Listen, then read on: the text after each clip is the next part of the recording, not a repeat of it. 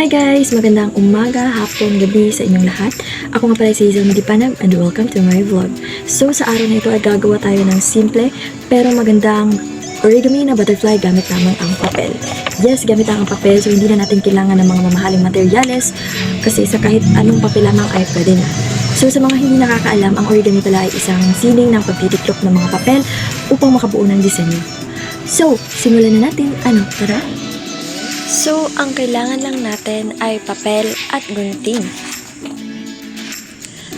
At tutupiin na natin ang papel ng paganito. At siguraduhin maayos ang pagkakagawa.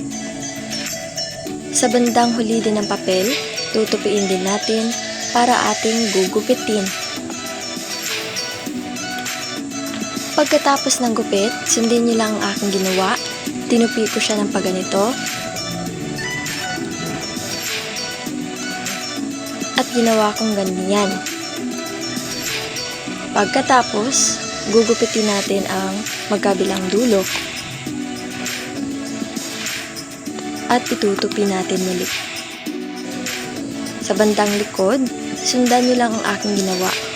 Pwede ka rin gumawa ng mga maliliit na butterfly gamit ang sobrang papel.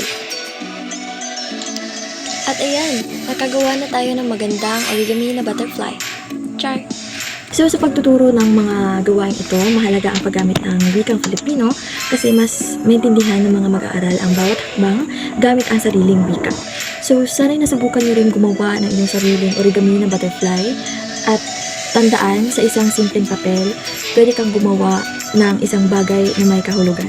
So yun lamang po sa video na ito. Maraming salamat sa panonood and bye-bye!